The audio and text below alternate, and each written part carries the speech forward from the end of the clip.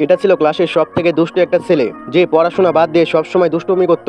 বিরক্ত হয়ে শিক্ষক তাকে ক্লাসের সব থেকে মেধাবী মেয়ের কাছে বসিয়ে দেয়। ক্লাসে ইংরেজি শিক্ষক আসে অ্যান্ড সবাইকে বই বের করতে বলে, কিন্তু ওই মেয়েটি বই আনতে ভুলে গিয়েছিল। তখন ছেলেটি নিজের বই তাকে দিয়ে দেয় আর নিজের শাস্তি হিসেবে চেয়ার মাথায় তুলে অনেকবার উঠবাস করে। শুরুতে মেয়েটির খারাপ লাগলেও পরে যখন সে ছেলেটির বই খুলে তখন তার হাসি থামাতে পারে না, কারণ বইটি এমন ছিল যে কোনো পাগলা এর উপর অত্যাচার করেছে। যে ছেলে কোনোদিন বই ছুঁয়ে দেখতো না, সে এখন রাত জেগে পড়াশোনা শুরু করেছে, কারণ সে মেয়েটাকে মন থেকে পছন্দ করতে শুরু করেছিল।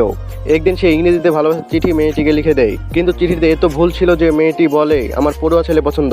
তখন ছেলেটি হেসে বলে, আমি যদি পড়াশোনা শুরু করি তাহলে তুমি ফার্স্ট হবে কিভাবে? এরপরে তাদের মধ্যে বাজি ধরা হয়, পরীক্ষায় যার নাম্বার কম হবে তাকে শাস্তি পেতে হবে। ছেলেটি হারলে তাকে টাক হওয়া লাগবে আর মেয়েটি হারলে তাকে চুল পিছনে বেঁধে স্কুলে আসা লাগবে, কারণ ছেলেটির কাছে মেয়েটির পিছনে বাঁধা চুল দেখতে বেশি সুন্দর লাগে। এইবার ছেলেটি এতই পাগলের মতো পড়তে থাকে যে সে বাথরুমে পর্যন্ত বই নিয়ে যায়। বারান্দায় এত জোরে জোরে পড়ে যে প্রতিবেশী বিরক্ত হয়ে তাকে গালি দেয়। পরীক্ষার পরে যখন রেজাল্ট আসে মেয়েটি এসে বলে আমি আবার জিতে গেলাম। তখন ছেলেটাকে টাক হতে হয়। এটা দেখে সবাই মজা করছিল। পরের দিন মেয়েটা চুল পিছনে বেঁধে আসে, কারণ মেয়েটি ছেলের থেকে 1 নাম্বার বেশি পেয়েছিল।